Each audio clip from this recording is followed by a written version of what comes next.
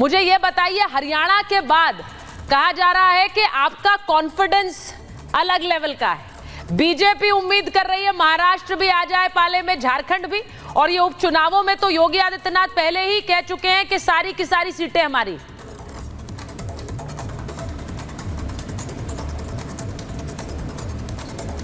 सिद्धार्थ जी। देखिए, निश्चित रूप से सुचरिता जी, क्योंकि हरियाणा की जनता ने जिस प्रकार का मैंडेट भारतीय जनता पार्टी को दिया है, मैं मानता हूं कि वो किसी भी पार्टी के लिए उनके कॉन्फिडेंस को बढ़ाने वाला है। मेरी आवाज आ रही है? जी जी जी, बोलिए प्लीज। आ रही है। मेरी आवाज थोड़ी सी एको है, अगर उसको ठीक करवा सके तो। जी जी, ठीक कराते हैं सिद्धार्थ जी। भी नहीं चल सकती, और अगर लोगों के बीच में जाकर के झूठ, प्रपंच, षड्यंत्र से अगर उनके वोटों को हासिल करने के लिए किसी भी प्रकार का प्रयास किया जाएगा, तो फिर प्रदेश की जनता, देश की जनता अब बाहर का रास्ता ऐसे नेताओं को और ऐसी पॉलिटिकल पार्टियों को दिखाने का काम करेगी। ये हरियाणा के चुनावों का नतीजा बताता है। अब इस कॉन्फिडेंस के साथ तो हम हमेशा से ही अपने आप को रखते थे, क्योंकि एक अच्छे लोकतंत्र के लिए, एक स्वस्थ लोकतंत्र के लिए हम हमेशा से विश्वास करते रहे कि हम कहीं ना कहीं अपनी इस बात को आगे बढ़ाएं कि देश के अंदर एक अच्छी लोकतांत्रिक व्यवस्था को देश के अंदर हम चला सकें और अच्छी लोकतांत्रिक व्यवस्था को हम आगे लेके जा सकें। आने वाले महाराष्ट्र के चुनाव, झारखंड के चुनाव, आप देखिएगा कि फिर से जो वहां की जनता है वो भारतीय जनता पार्टी की सुशासन की राजनीति को आगे बढ़ाने का काम करेगी और झूठ और प्रपंच की इस विपक्ष की राजनीति को ध्वस्त करने का काम करेगी। ये नवंबर के जब 23 तारीख को जब रिजल्ट्स आएंगे तो यही परिणाम आपके सामने होंगे। आप ये कह रहे हैं कि परिणाम बदले हुए आएंगे तब से अब तक, 2019 से अब तक। मैं एक बार जरा पहले किशोर जी के पास जा रही हूं। किशोर जी, 2019 से अब तक बहुत कुछ बदल गया, पार्टियां बदल गई हैं। आप जैसे नेता उद्धव ठाकरे के साथ हैं, बहुत से नेता उनका पाला छोड़कर चले गए हैं।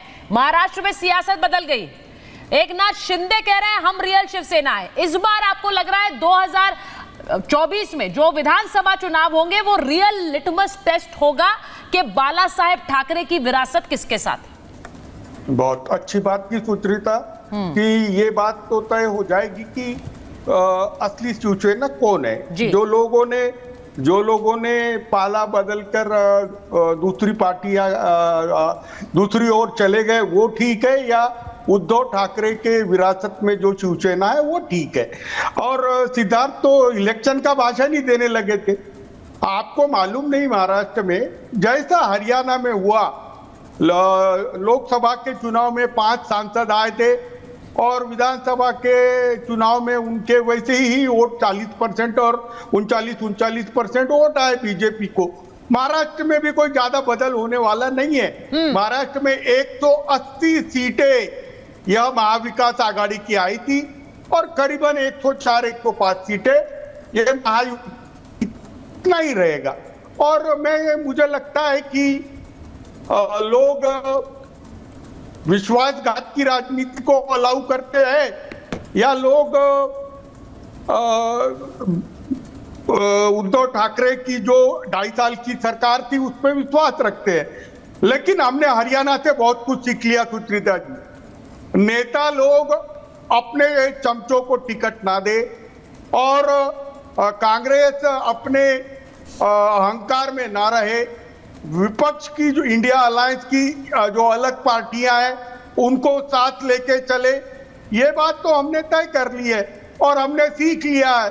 महाराष्ट्र के अंदर इतना क्या, हम सीपीआई, सीपीएम, पीडब्ल्यूपी और समाजवादी पार्टी और आम आदमी पार्टी को भी एकोमोडेट करने जा रहे हैं। और एक इंडिया गठबंधन महाविकास आघाड़ी के रूप में मुझे लगता है क्लियर कट स्वीप करेगा।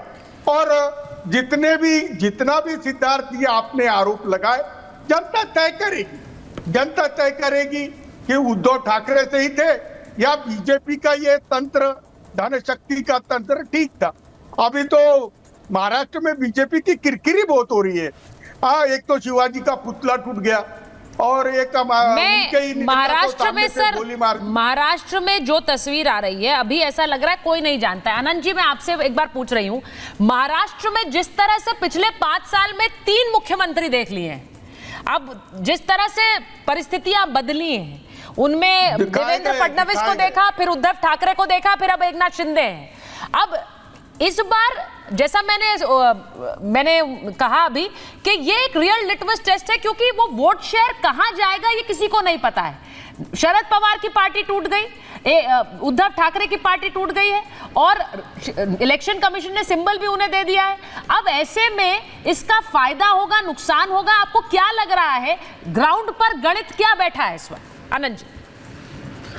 सुचरिता जी, मुझे लगता है कि किशोर जी जो बात कर रहे थे उसमें बहुत दम है, और उन्होंने एक बात बहुत महत्वपूर्ण कही। उन्होंने कहा कांग्रेस को अपना अहंकार छोड़ना पड़ेगा। इसका मतलब कांग्रेस ने अभी तक अपना अहंकार छोड़ा नहीं है। तो जब चुनाव की घोषणा हो जाए और उस दिन घटक दल के लोग ये कहें कि कांग्रेस को अहंकार छोड़ना पड़ेगा अपने साथी दल को, तो मुझे लगता है कि संकेत मिल जाते हैं कि गठबंधन में क्या चल रहा है।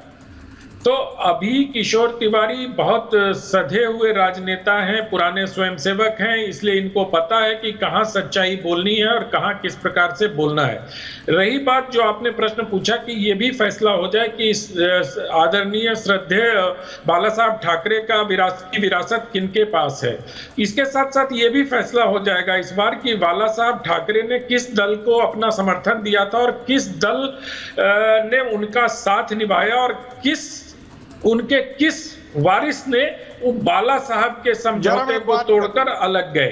ये फैसला भी होना है इस बार के चुनाव में। तो मुझे लगता है कि और जिस प्रकार से वोट शेयर है, अभी वो कह रहे थे कि वोट शेयर उतना ही रहने वाला है। किशोर तिवारी की बात से ही मैं सूत्र निकाल रहा हूं। उन्होंने तो अगर बीजेपी को 25-26% वोट शेयर रहते हैं, इंटैक्ट रहता है, तो इसका मतलब ये हुआ कि बीजेपी जो है इस बार भी सिंगल लार्जेस्ट पार्टी महाराष्ट्र में बनने जा रही है। हाँ।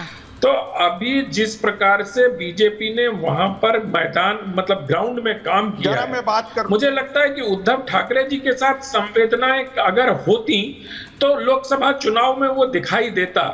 वो संवेदना की हवा थोड़ी ज्यादा है और संवेदना उस स्तर पर उद्धव ठाकरे जी के साथ नहीं है। उद्धव ठाकरे जी का स्वास्थ्य भी उतना अच्छा नहीं रह रहा है। अभी वो कितना कर पाएंगे इस चुनाव में, मुझे इसमें संदेह है। मैं आ रही हूं एक बार आपके पास किशोर जी, क्योंकि इस पे आज बड़ी एक वाइड स्पेक्ट्रम चर्चा है, क्योंकि 2 राज्यों में तो चुनाव की तारीखों का ऐलान हुआ है, वहीं उपचुनाव यूपी में होने। अब यूपी बड़ा इंटरेस्टिंग है, क्योंकि हम रोज यूपी से खबरें आ रही हैं। अभी बहराइच का मामला चल ही रहा है, हम जानते हैं वहां पर किस तरह से घटना घटी।